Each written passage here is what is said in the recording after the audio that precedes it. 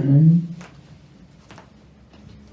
이 땅에 오셔서 순종의 본을 우리에게 보여주셨습니다. 그런데 그분이 곧 하나님이시라는 사실을 온전히 믿는 분은 그리 많지 않습니다. 오늘 본문에서는 그 아들 예수 그리스도가 곧 하나님 본체시라는 것을 우리에게 분명히 말씀해 주고 계십니다. 이제 오늘 서신은 옥중 서신이라고 합니다. 사도 바울이 옥에서 서신을 써서 보내요. 그래서 옥중 서신이라고 이렇게 말씀을 드립니다.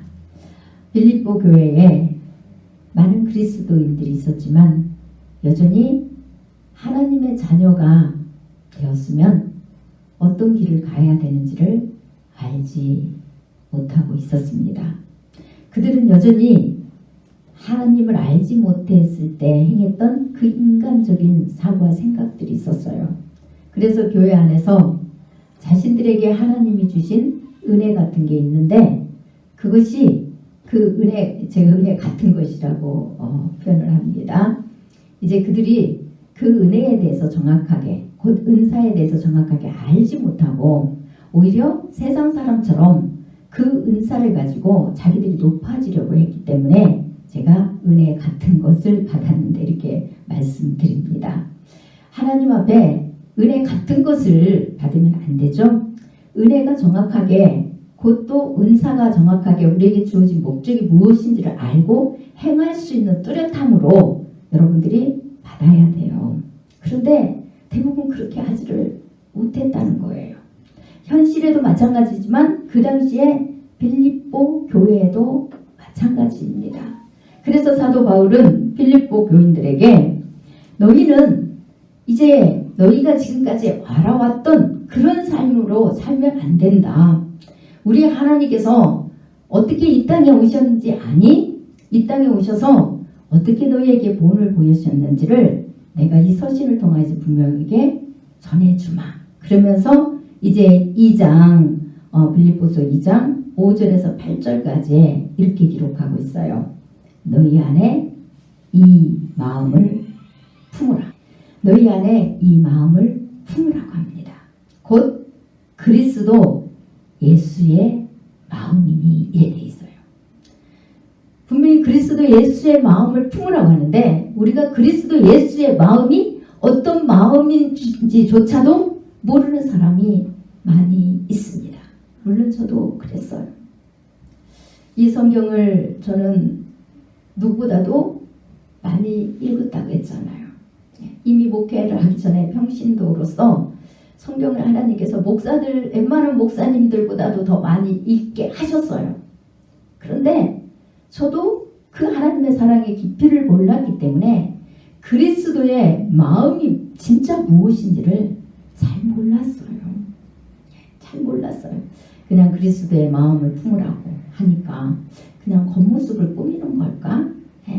아니면 그냥 무조건 사람들을 동정하고 칭찬하고 이런 것일까? 이제 그렇게 제 나름대로 생각하고 행했어요.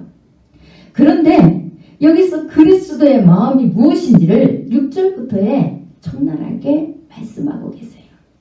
한번 볼까요? 6절에 이렇게 되어 있습니다. 그는 근본 하나님의 본체시나 하나님과 동등됨을 취할 것으로 여기지 아니하시고 오히려 자기를 비워 종의 형체를 가지사 사람들과 같이 되셨고 사람의 모양으로 나타나사 자기를 낮추시고 죽기까지 복종하셨으니 곧 십자가에 죽으심이라. 이게 그리스도의 마음이래요. 예수 그리스도의 마음이 이런 거랍니다. 이런 마음을 품으래요. 우리에게. 그런데 우리는 그동안 그리스도의 마음이 무엇인지조차도 예수를 믿은 지 수많은 세월이 지났지만 잘 알지 못해서 행하지 못한 게 너무 많았잖아요. 곧 한마디로 요약하면 겸손이라는 거예요. 겸손한 데서 나오는 온유함. 그래서 하나님께서 우리에게 그것을 가르쳐 주시기 위하여서 예수 그리스도가 곧 하나님 자신이면서도 불구하고 내가 하나님이다, 나는 구약의 여호와니라 하면서 여호와라는 이름으로 신약에 오시지 않았다는 거예요. 곧 예수 그리스도라는 이름으로, 아들이라는 이름으로 이 땅에 오셨어요. 그래서 이스라엘 백성들이 예수님을 영접하지 못합니다. 왜요? 그들은 하나님 한 분만이 신이라고 알고 있어요. 유일신은 하나님 한 분이잖아요. 그런데 아들이라고 하면서 자신이 하나님이라고 하고 하나님과 동등하다고 하고 자신이 이스라엘 백성들을 구원하러 오셨다고 하니까 이스라엘 백성들은 도대체 이해할 수도 없고 받아들일 수도 없어요. 그래서 예수님을 신성 모독을 했다고 신성 모독죄를 적용하잖아요. 그 뜻을 모르니까. 하나님께서 본체시면서도 하나님 자신이시면서도 아들의 이름으로 이 땅에 내려오셨대요. 그러면은 하나님이 어떻게 했다고 합니까? 7절에 오히려 자기를 비워. 하나님이 우리 인간한테 섬김만 받아야 돼요. 감히 그 거룩하신 하나님, 흠도 없고 깨끗하셔서 인간이 그 하나님을 바라보고는 살 자가 없어요. 그 하나님의 빛 앞에는 인간이 의로운 자 하나도 없습니다. 다 그 빛 앞에는 썩고 부패해서 죽을 존재밖에 안 돼요. 그런데 그 하나님께서 자신을 비웠대요. 그 높고 높은 보좌를 버리고 낮고 천한 이 인간 세상에 와서 인간의 가장 낮은 모습으로 그것도 오셔갖고 죄인된 모습으로 와요. 목수의 아들로 오잖아요. 사람들이 인정하지 않아요. 대궐의 왕자로 오셨으면은 인정받았을 텐데 왕자로 오지 않고 목수의 아들로 와서 가장 낮은 사람들하고 함께 동행합니다. 있을 수 없는 일이잖아요. 하나님께서 그렇게 자신을 비우셨어요. 그래서 예수님께서 우리에게도 그렇게 말씀하셨잖아요. 나를 따르려거든 자기를 부인하고 자기 십자가를 지고 따라오라고. 그렇지 않으면은 주님의 제자가 될 수가 없다고. 자기의 목숨까지도 다 내려놓아야 된다고. 자기 목숨을 얻고자 하는 자는 잃게 된다고. 그러나 다 내려놓을 경우에는 영원한 생명을 취할 거라고. 그렇게 친히 예수님께서 제자들에게 말씀하셨어요. 그런데도 우리가 죽어지는 걸 원치 않습니다. 우리의 뜻과 우리 생각이 내려지는 걸 원치 않습니다. 죽으라고 이 빌립보 교인들처럼 우리의 고집과 아집을 가지고 나가는 게 우리입니다. 그러나 주님께서는 분명히 근본 하나님의 본체시래요. 이 본체라는 단어는 헬라어로 모르페라는 단어를 사용합니다. 이것은 영원히 변하지 않는 것을 뜻하고 있어요. 하나님은 본체라는 것은 하나님은 영원히 변하지 않으시는 분이에요. 그런데 그 낮고 낮은 지극히 낮은 인간, 그 죄인의 모습으로 온전한 인간의 모습으로 이 땅에 오셨잖아요. 예수님은 곧 아들이시면서 아들로 오신 하나님의 본체신데 하나님과 동등됨으로 취할 것을 여기지 않았대잖아요. 하나님처럼 인간에게 높임 받으려고 하지 않았대잖아요. 오히려 자신의 생각을 비우시고 종의 형체를 가지고 사람들과 같이 되셨대잖아요. 그리고 사람의 모양으로 나타나시고 자기를 낮추셨대요. 어느 만큼요? 죽기까지요. 죽기까지 자기를 낮추셨는데 누구 때문에요? 죄인 때문에. 그리고 그 죄인 때문에 낮추셨는데요. 어느 만큼요? 자기 백성들한테 팔림당할 정도로요. 그것뿐입니까? 자기 백성들에게 팔림당하기만 한 게 아니라 채찍으로 맞았다고 그랬잖아요. 여러분들 날마다 들어서 귀에 따까리가 앉는다고 했잖아요. 따까리 앉으면 뭐합니까? 여러분 가슴에 새겨지질 않고 여러분들이 근본적으로 변하지 않으면 아무 소용이 없어요. 귀에 딱가리가 12번 안기면 뭐합니까? 가슴에 심어지질 않았는데요. 삶으로 나오지를 않았는데요. 그분 앞에 우리가 복종하지 않는데요. 아무리 알고 있으면 무슨 소용이 있겠어요.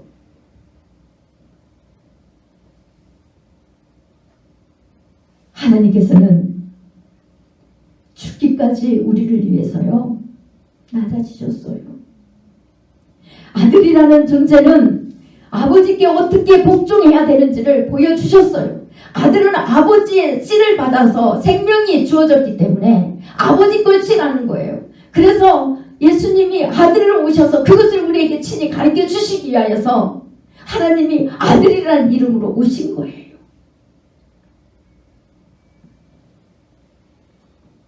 그래서 우리가 하나님의 자녀라는 은혜를 입은 거잖아요. 주님께서는 또 히브리서 5장 7절에서 10절 말씀에 그것을 어떻게 감당했는지 잘 기록하고 있습니다. 우리가 한번 히브리서 5장 7절에서 10절 말씀을 한번 찾아보도록 할게요. 신약성경 357쪽 8쪽입니다. 함께 같이 공독하겠습니다. 그는 육체에 계실 때에 자기를 죽음에서 능히 구원하실 이에게 심한 통곡과 눈물로 간구와 소원을 올렸고 그의 경건하심으로 말미암아 들으심을 얻었느니라. 그가 아들이시면서도 받으신 고난으로 순종함을 배워서 온전하게 되셨은즉 자기에게 순종하는 모든 자에게 영원한 구원의 근원이 되시고 하나님께 멜기세덱의 반차를 따른 대제사장이라 칭하심을 받으셨느니라. 보세요. 하나님의 아들이 하나님을 안 믿으면 자기 아버지를 안 믿으면 누굴 믿겠어요? 그렇죠? 네. 그래서 예수님께서도 오늘 히브리서 5장 7절 말씀에 하나님의 약속의 말씀을 믿은 내용이 나와요. 그는 육체에 계실 때 자기를 죽음에서 능히 구원하게 하실 이에게 믿으니까 하나님 앞에 심한 통곡과 눈물로 간구와 소원을 올렸고 이래 되어 있습니다. 아버지를 믿어요.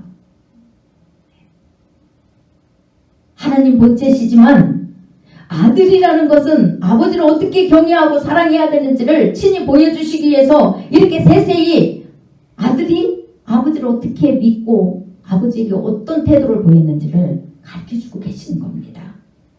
분명히 육체에 계실 때에 죽음에서 능히 구원하실 이에게 하나님께서 분명히 예수님께 약속을 하셨습니다.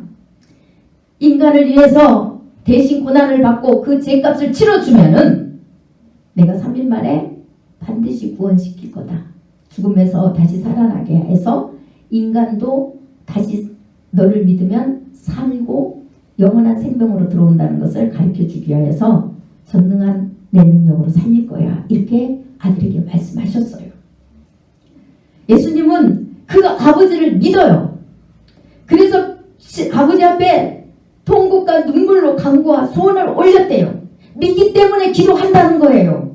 약속을 믿기 때문에 이루어지기 전에 이루어져서 믿는 게 아니라 약속을 믿으면 아브라함처럼 그 모든 것들을 다 버리고 본토 친척 아비집을 떠난다고 그랬잖아요. 우리가 세상에 제약과 쾌락으로 물들어 있는 바벨론 같은 그런 삶 속에서 돌아와서 아버지 앞에 엎드린다고 그랬잖아요.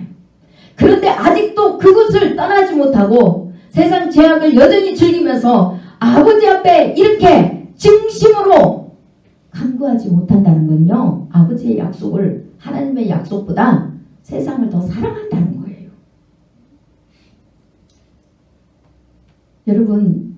여러분들이 부모의 말에 순종 어렸을 때 안 할 때 무엇 때문에 순종 안 합니까? 부모를 더 사랑합니까? 내가 원하는 걸 더 사랑합니까?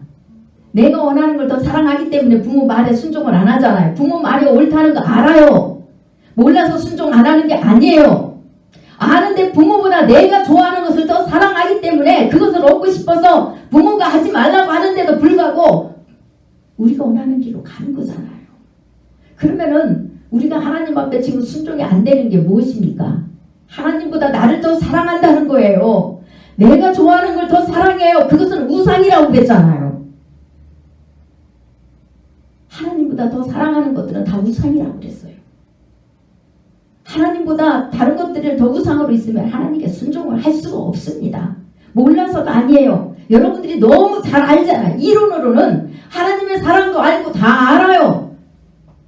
그런데 내 것이 하나님 것보다 더 앞서 있기 때문에, 그것이 더 좋기 때문에 알지만 그것이 더 뜨거워요, 내 가슴에서. 그래서 하나님 말씀에 순종을 못하는 거고, 하나님 말씀하시는데 그거에 대한 뜨거움이 안 들어오는 겁니다. 뜨거움이 들어왔다가도 하나님의 전능하신 궁일로 뜨거움이 들어왔어요. 예배 드리고 찬양하고 할 때는. 그런데 그 시간이 지나버리면 내 것이 다시 들어와가지고 하나님보다 내 걸 더 사랑해서 그걸 쫓게 되는 게 우리입니다. 뭐든지 하나님한테 핑계대고 정화시키지 말고 여러분 자신을 돌아보셔야 돼요. 잘못하면은 하나님 앞에 영광 돌리기 위해서 우리가 모든 게 하나님의 은혜고 모든 게 주권입니다 하는 것을 악으로 이용합니다. 그건 악한 거예요. 악으로 이용하는 거는요. 내가 따라가지 않고 내가 믿지 않으면서 하나님이 안 해서 그랬다고만 하고 앉아있는 건요. 그건 게으르고 나태하고 악한 거예요. 전능하신 거룩하신 하나님의 영광을 우리가 취해다가 우리가 사용하면 안 되잖아요. 그러면서도 그것이 악인지도 모르고 회개조차도 안 하는 게 우리입니다. 제가 만약에 하나님 앞에 그런 세세한 다름을 입지 않았다면 저도 여러분들에게 이렇게 지금 세세하게 선포해 줄 수 없었을 거예요. 그러나 하나님이 저를 다루셨어요. 그렇게 세세하게 저를 회개시키시고 말씀하셨어요.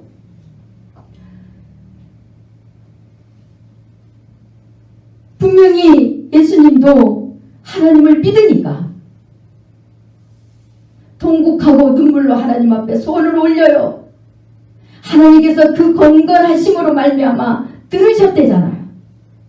주님이 하나님의 약속을 믿는 그 경건한 모습을 보고 하나님께서 들으셨대요.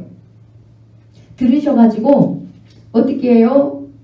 8절에 그가 아들이시면서도 받으신 고난으로 순종함을 배워서, 히브리서입니다. 히브리서 8절, 5장 8절. 하나님께서요 들으시니까 어떻게 해주세요? 고난을 피해가게 하십니까?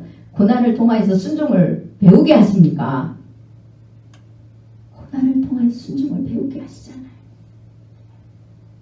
예수님께서 하나님 앞에 심한 통곡과 눈물로 간구한 그 소원이 무엇인지 여러분 너무 잘 아시죠? 겟세마네 기도라고 하잖아요. 그곳에서 예수님께서는 고난을 아세요. 당신이 받아야 될 고난이 무엇인 줄 알아요. 그러나 하나님의 약속을 믿었기 때문에 당신이 편한 길로 가고 싶지만 그 고난을 받고 싶지 않아요. 그래서 아버지 앞에 할 수만 있거든 이 잔이 지나가게 해달라고 해요. 그렇지만 예수님의 뜻이 아닌 하나님 뜻대로 해달라고 하잖아요. 하나님 뜻대로 내가 행할 수 있게 순종할 수 있게 도와달라 소리예요. 하나님은 충분히 그렇게 해주시고도 남을 뿐이라는 것을 예수님께서 믿기 때문에 그 고난을 통과하면 하나님께서 부활시켜 주실 거라는 걸 믿어요. 그리고 인류의 영혼들을 구원시켜 주실 거라는 것을 믿기 때문에 하나님 앞에 그렇게 자신의 뜻을 이뤄달라고 구했던 게 아니라 아버지 뜻이 이루어지게 해달라고 간구하셨던 겁니다. 그리고 그 뜻이 이루어질 수 있도록 순종할 수 있게 해달라고 하신 거예요. 아버지 뜻대로 하게 해달라는 것은 내가 그 뜻에 순종하는 게 내 의로 내 힘으로 능력으로가 아니라 전능하신 아버지의 능력으로 내가 그 길을 갈 수 있게 해달라고 간구한 겁니다. 그래서 우리도 반드시 성령을 덧입음 받아야 된다고 우리 잘 알고 있잖아요. 그 성령을 받으려면 예수 그리스도로의 그 약속을 온전히 믿어야 된다고. 그 공로 앞에 온전한 죄인이 되어서 아버지가 우리를 용서해 주시는 그 하나님의 사랑을 믿고 덧입어야 된다고. 그럴 때 우리에게 영생을 주셨다는 표로 성령님이 우리 밖에 서서 문에 두드리는 게 아니라 우리 안에 들어오신다고. 그래서 우리 안에 있는 모든 죄를 용서해 주신과 동시에 그 다음부터는 그 죄성을, 그 싹을 틔우고 열매를 맺히지 않도록 그 죄성들이 올라올 때마다 우리를 가리키신다고 했잖아요. 그 습관들은 회개하고 용서는 받았지만 여전히 그 뿌리들은 우리 안에 남아있잖아요. 그 습성들이 이 땅에 있는 이상, 죽지 않는 이상은 계속 올라오게 되어 있어요. 주님께서 그것을 우리에게 세상에 가르쳐 주잖아요. 그래서 그것을, 그 열매를 맺히지 않고 하나님의 성령의 열매를 맺히도록 우리에게 해주시잖아요. 그 그리스도의 사랑의 열매를 맺히도록 우리에게 해주시잖아요. 그것이 주님께서 해주시는 거잖아요. 우리가 무슨 힘가 있고 무슨 능력이 있고 우리가 뭐 그렇게 초능력 눈을 가졌어요. 우리 심령을, 우리 눈을 어떻게 살핍니까? 살필 수가 없어요. 이 땅에서도 이 땅의 먼지 같은 것도 우리가 빛이 없으면 볼 수 없는 존재잖아요. 이 땅의 눈이 우리가 그렇게 잘 보인다 할지라도. 그런데 우리 마음의 눈이 어두우면, 주님의 빛이 없으면 어떻게 우리 심령을 볼 수 있겠어요? 주님의 빛이 있어야만 우리 심령을 볼 수 있잖아요. 그래서 그분이 우리 안에 거하시기 때문에 그분의 전능하신 은혜로 말미암아 우리가 순종의 은혜를 입고 나아가는 것을 말씀하시는 거예요. 그래서 아들이시면서도 받으신 고난으로 순종함을 배워서 온전하게 되셨대요. 순종할 때 비로소 온전하게 되신다는 거예요. 그래서 자기에게 순종하는 모든 자에게, 예수 그리스도께 순종하는 모든 자에게 영원한 구원의 근원이 되시고 이렇게 말씀하십니다. 주님께 순종하는 모든 자에게. 주님도 하나님 앞에 순종하셨잖아요. 먼저는 하나님을 믿는 믿음에 순종하셨어요. 우리도 예수 그리스도의 그 약속을 믿는 믿음에 순종하셔야 돼요. 복음에 복종하셔야 된다고 했잖아요. 그래야만이 우리가 바른 길로 가게 된다고. 반석 위에 집을 짓는 거라고. 예수님께서 영원한 구원의 근원이 되셨잖아요. 모퉁이 돌이 되셨다는 거예요. 하나님의 성전의 모퉁이 돌이 되셨대요. 기둥이 되셨대요. 그래서 우리가 그분을 믿고 그분 앞에 순종하며 나아갈 때 우리도 주님과 함께 영원한 그 생명으로 인도되었다는 사실을 알게 된다는 거예요. 그래서 주님께서 이제 그 순종으로 인하여서 히브리서 5장 10절에 하나님께 멜기세덱의 반차를 따른 대제사장이라 칭하심을 받으셨느니라. 곧 대제사장이 1년에 한 번씩 이스라엘 백성들의 죄를 대신해서 짐승의 피를 가지고 지성소에 들어간 것처럼 예수님께서는 자신이 친히 인생 제물이 되셔서 그 피로 말미암아, 흘리신 피로 말미암아 친히 지성소에 들어가셨다는 거예요. 그 반차를 따르셨다는 거예요. 그것을 말씀하는 거예요. 그러면 여러분들도 주님의 그 사랑을 입은 자는 뭐가 돼요? 뭐라고 부릅니까? 왕같은 제사장. 왕같은 제사장. 그럼 이 제사장은 또 다른 누군가를 위하여 그 희생과 헌신의 길, 주님께서 고난받으시고 사랑의 길을 가신 그 길을 가겠죠. 네. 가요. 그리고 하나님의 영광을 드러내요. 그리고 여러분들을 통하여서 하나님의 그 복된 소식이 증거되게 되고, 여러분들을 통하여서 또 다른 사람이 주님을 만나고 그가 하나님의 그 영광의 은혜를 입고 하나님의 영광을 드러내는 자로 점점 뻗어나간다는 거예요. 그것을 이루시기 위해서 먼저 저와 여러분들을 택하시고 은혜를 주셨다는 거예요. 이런 사람은 어떤 삶을 살아야 됩니까? 2장 1절에서 4절 말씀에 잘 기록되어 있습니다. 그러므로 그리스도 안에 무슨 겉면이나 사랑의 무슨 이로나 성령의 무슨 교제나 궁율이나 자비가 있거든. 주님의 은혜를 입었습니까? 여러분들이 각자 하나님으로부터 은사를 받으셨나요? 그러면은 그 은사를 행하는데 어떻게 하라고 합니까? 2장 2절에 마음을 같이하여 같은 사랑을 가지고 뜻을 합하며 한 마음을 품어 이래 되어 있습니다. 여기서 한 마음이 뭡니까? 분명히 마음을 같이 하라고 그랬어요. 같은 협력을 협력을 말씀하죠. 같이 하나가 되어서 자기 목소리만 내지 말고 자기만 튀지 말고 독불장구처럼 자기만 따로따로 그렇게 하지 말고 한 마음을 품으래요. 같은 사랑을 가지래요. 뜻을 합하랍니다. 그것이 뭡니까? 곧 그리스도 예수의 마음이잖아요. 낮아진 마음으로 그리스도께서 아들의 본을 어떻게 보이셨는지, 아버지 앞에 어떻게 보이시고 너에게 어떻게 본을 보였는지를 깨닫고 그 마음을 품으라 이 말이에요. 낮아진 마음, 겸손한 마음. 그런데 이 빌립보 교인들이 그렇게 하지 않았어요. 3절에 아무 일에든지 다툼이나 허영으로 하지 말고 오직 겸손한 마음으로 각각 자기보다 남을 낮게 여기고 이래 돼 있습니다. 자기가 은사 좀 받고 은혜 좀 받았다고 높아져가지고 아나무인이에요. 자기만 알아달라고 자기 목소리만 높이고 안 알아주면 대적하고 싸움박질하고 난리가 나고 삐져가지고 뭐 상처를 입었니 사랑이 있니 없니 뭐 어쩌니 저쩌니 하면서 이제 내가 나를 인정해줄 곳만 찾아다니죠. 그러니 다툼이 일어나고 사람들이 하는 것이 허영덩어리인 거예요. 그렇게 하지 말래요.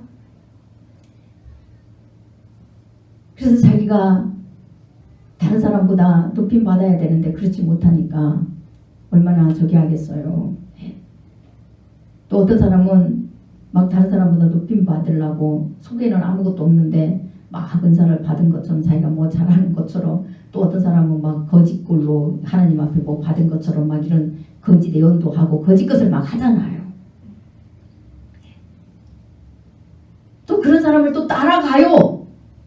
사람들이 패를 이루잖아요. 파당을 이루잖아요. 그렇게 하지 말래요.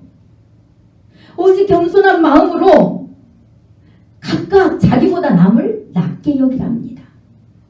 무슨 뜻입니까? 주님께서 분명히 겸손함으로 자기를 비워서 우리 인간을 섬기는, 죽기까지 섬기는 모습을 보였어요. 그래서 섬기라는 거예요. 먼저 섬기는 자세, 마음을 서로 가지라는 겁니다.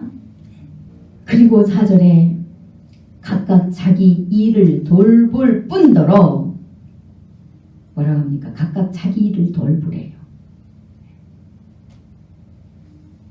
어떤 사람은 자기 하나님께서 자기에게 시키는 건 하지도 않아요. 또 육적으로 뭔가 시키면 그런 거 맡겨주면 하지도 않으면서 제대로 하지도 않죠. 자기 신앙은 제대로 잘못되어 있어갖고 제대로 가지도 않으면서 또 남의 신앙은 얼마나 타치를 하고 앉아있는지 몰라요. 그런 사람도 있잖아요. 또 일 같은 것도 마찬가지잖아요. 자기 맡겨준 일에 최선을 다할 생각은 안 하고 그냥 자기 일은 대충 제대로 하지만 않고 뭐 하나 제대로 하는 것이 없고 맨날 사고 저지르고 떠벌려 놓기만 하면서 남의 일 또 거들어주고 또 간섭하고 잘하니 못하니 해가면서 또 자기가 오지랖 넘게 참견하고 다니면서 온 사방팔방 다니는 사람 있죠. 저도 좀 오지랖이 넓어요. 그래서 그런 사람 볼 때마다 제가 얘기하면서 참 고치려고 기도를 엄청 많이 하고 있습니다. 근데 그런 사람들이 있어요. 그걸 이야기하는 거예요. 남 가리키려고 먼저 하지 말고 너 영혼이 네가 지금 하나님 앞에 바로 서서 그 그리스도의 사랑의 마음을 가지고 네가 그걸 행하고 있는지 좀 알아라 이 말이에요. 먼저 너를 살펴라. 그리고 너에게 맡겨준 일은 지금 제대로 하고 있니? 삶 속에서 각자 맡겨준 일들이 있잖아요.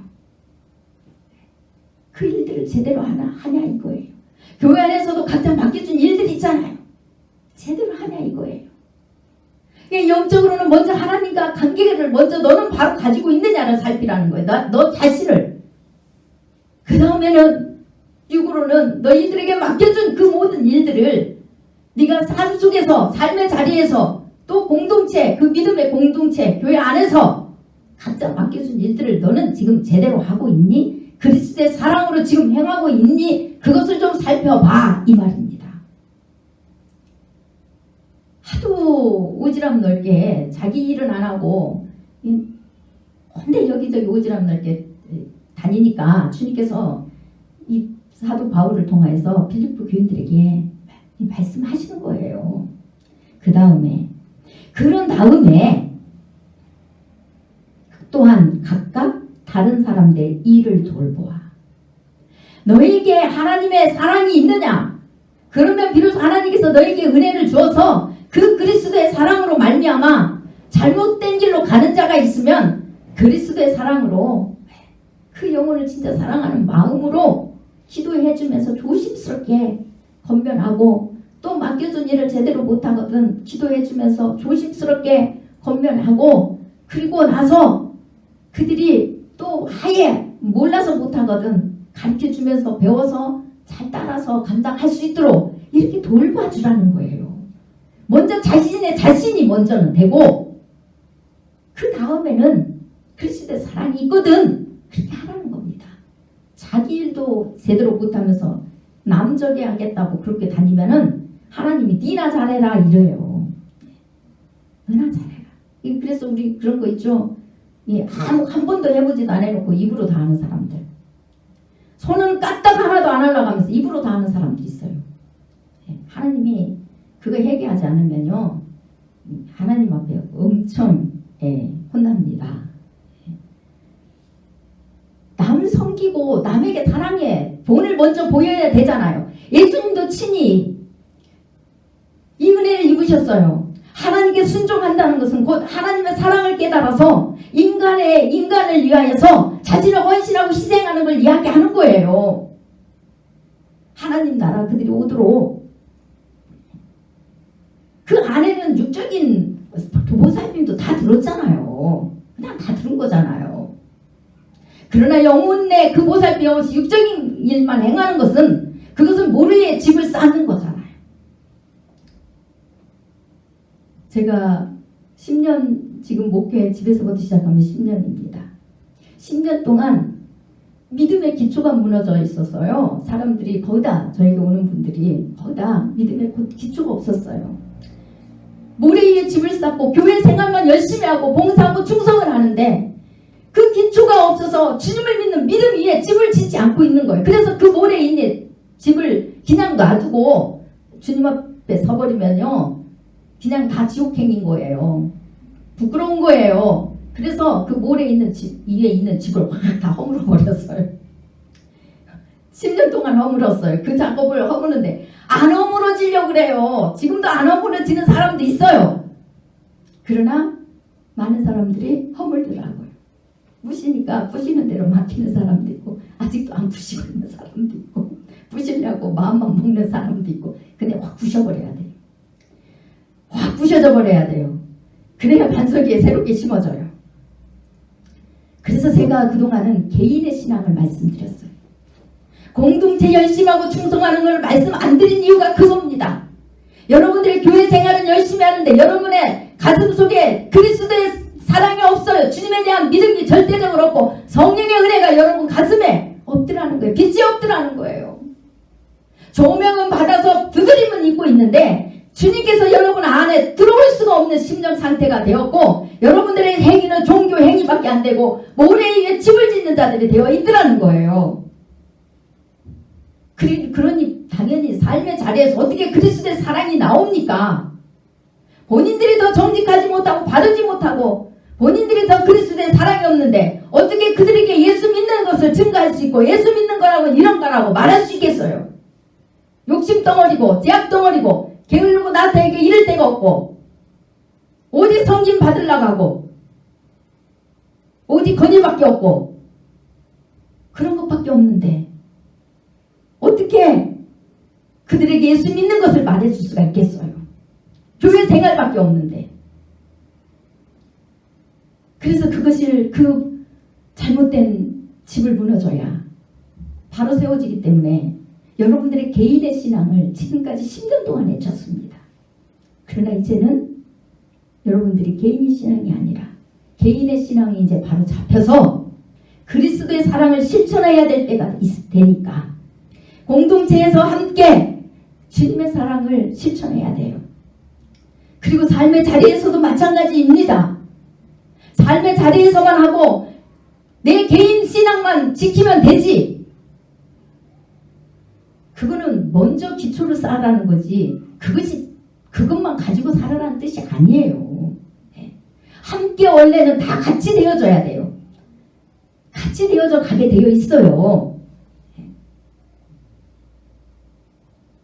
그런데 그것을 모르니까 하나님께서 저를 통해서 10년을 예치게 하신 거예요. 그리고 나서 이제는 여러분들이 여러분 개인의 하나님의 은혜가 그 교제가 바로 되어지고 그 다음에 교제가 되어졌으면 그 다음부터는 여러분들은 주님이 가신 인간 사랑의 이 십자가의 길을 가셔야 돼요. 그리고 어느 곳에든지 여러분들이 높임받고 섬김받고 여러분들을 자랑하려고 하는 게 아니라 겸손함으로 각자 한 마음 한 뜻으로 오직 누구 뜻을요? 하나님 뜻을 이루어드리게 하여 복음이 전파되고 하나님 나라가 그 복음을 통해 확장되는 일에 하나가 되어서 가야 된다는 거예요. 그렇게 가면 9절에 이러므로 하나님이 빌립보서 2장 9절입니다. 이러므로 하나님이 그를 지극히 높여 모든 이름 위에 뛰어난 이름을 주사 하늘에 있는 자들과 땅에 있는 자들과 땅 아래에 있는 자들로 모든 무릎을 예수의 이름에 꿇게 하시고 모든 입으로 예수 그리스도를 주라 시인하여 하나님 아버지께 영광을 돌리게 하셨느니라. 우리는 고난 없이 높임 받으려고 하는 게 우리입니다. 고난 없이 높임 받으려고 하는 게 우리예요. 기도 많이 해서 뭔가 많은 것을 보고 듣고 그래서 사람들 앞에 표적 이적을 행하고 그래서 내가 하나님 앞에 나는 이런 사람이다 하고 높임 받으려고 하는 게 우리입니다. 근데 그 자리는 그게 아니라는 거예요. 먼저 자신을 비워야 돼요. 그 십자가의 고난의 길을 가야 됩니다. 우리가 낮아져야 돼요. 그런데 우리는 어떻게 잘못 배워서 하나님의 교회는 그러면 안 되는데 얼마나 폼을 재는지 몰라요. 너무너무 폼을 재요. 머리에 기름을 바르고 좋은 옷을 입고 아주 폼재게 인사도 하죠. 폼을 재야 됩니다. 주님은 그렇게 하시지 않으셨어요. 목수의 아들, 낮고 천에서 알아보지도 않는 그런 아들로 오셨어요. 누더기 옷을 걸치고 죄인들과 가난한 자들과 소외당하는 자들과 원통한 자들과 함께 했어요. 그들과 뒹굴고 손을 씻지 않는다고 무시하는 그들에게 주님은 손을 내미셨고요. 그리고 또 그 손을 씻지 않고 먹는다고 무시당하는 자들에게도 주님은 그들에게 함께 하시고 함께 음식을 드시고 또 친히 하나님께서 부정하다고 구약에 정했던 혈류병 여인과 또 문둥병자들에게도 친히 나타나셔서 그들의 병을 치료해 주셨어요. 가까이 가기 싫어하는 자들에게요. 부정하다고 자신들도 자기들에게 오면은 그 병이 옮긴다고 입을 막고 따로 격리돼서 부정하다 애치고 사람한테 알렸잖아요. 자기는 부정한 사람이니까 자기들에게 오지 말라고 그들이 문둥병자들이 그렇게 외쳤어요. 혈류병 여인도 부정했기 때문에 사람들이 가까이 하지 않았어요. 그런데 예수님은 친히 가까이 가셨어요. 그게 예수님의 사랑이에요. 그게 예수님의 사랑입니다. 친히 가까이 가셔서 그들의 병을 치료해 주셔요. 당신이 그 부정한 것을 다 당신이 받았어요. 그 부정을 당신이 다 받았어요. 저는 주님의 사랑을 생각할 때 저는 그렇게 살지 못해요. 그래서 인생을 돌아보니까 주님 앞에 제가 한 거라고는 죄진 것밖에 없는 거예요. 그래서 주님 앞에 저도 모르게 그런 고백이 나오는 거예요. 주님, 다른 사람들은 참 인생을 잘 살았는데 참 열심히들 살았네요. 그런데 저는 돌아보니까 저는 주님 앞에 한 거라고는, 내놓을 거라고는 제 증거밖에 없어요. 제 일생에 지금까지 살아온 길에 제 증거밖에 없네요.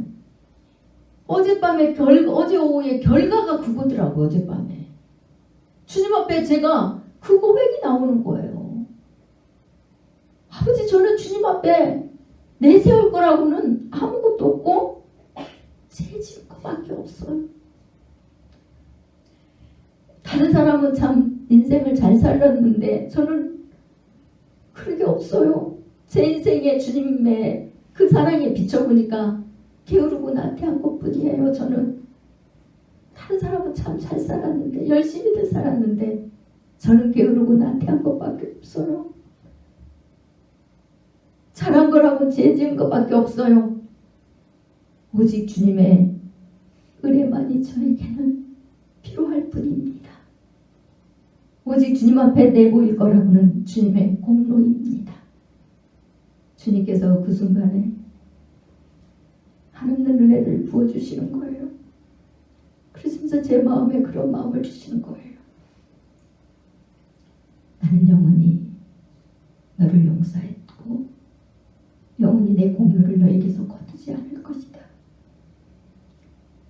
내가 너를 선택한 거는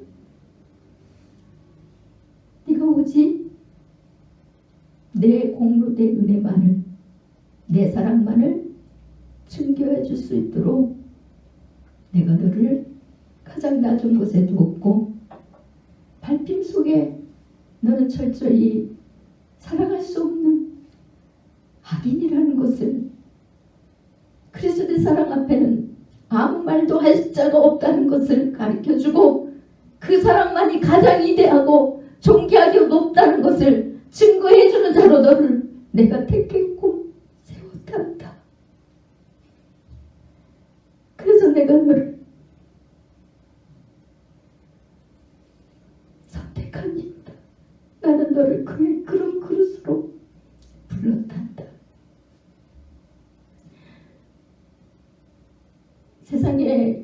이 세상에 죄진 것밖에 없는데 세상에 그렇게 인정해주는 사람이 있습니까? 죽어라고 헌신하고 고생해도요, 돌아오는 건 세상에 욕밖에 없어요. 아무도 인정 안 해줘요. 왜 그럴까요? 사람은 자기만 인정받으려고 하기 때문에요. 자기만 높임받고 대접받으려고 하는 게 인간이에요. 인간은 그래요. 그러나 아버지만큼은 그 죄인을 인정해 주신다는 거예요. 그 죄인을요. 그 아버지의 사랑을 여러분들이 입으십시오. 그리고 그 사랑을 증거하십시오.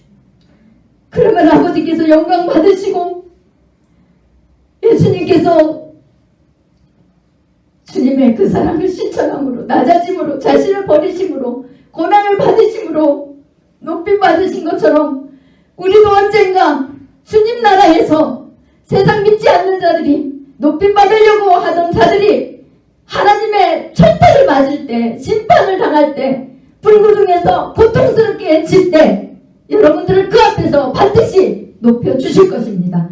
그러기 위해서는 먼저 이 땅에서 여러분들이 낮아지세요. 죽어지세요. 그리고 주님이 가신 그 사랑의 길을 가지십시오. 여러분 자신의 안일함과 여러분들만이 잘 살고 잘 먹고 잘 입고 편안한 생활이 아니라 이제 그 은혜를 주셨으면 하나님 나라가 확장되기 위하여서 모든 곳에서 헌신하고 희생하고 봉사하십시오. 함께 모이기를 기뻐하시고 함께 나누기를 기뻐하십시오. 그래야만이 주님 나라에서 높임 받습니다. 저와 여러분은 그런 사람들이 되기를 소망하고, 이 임마누엘 교회는 세상 교회가 다 그 길을 순종하지 않는다 할지라도 하나님께서는 그 순종함을 원하시기 위해서 저를 보내셨고 이 임마누엘 교회를 세우셨으니까 그런 임마누엘 성도가, 그런 임마누엘 교회가 되기를 간절히 축원합니다. 기도하겠습니다.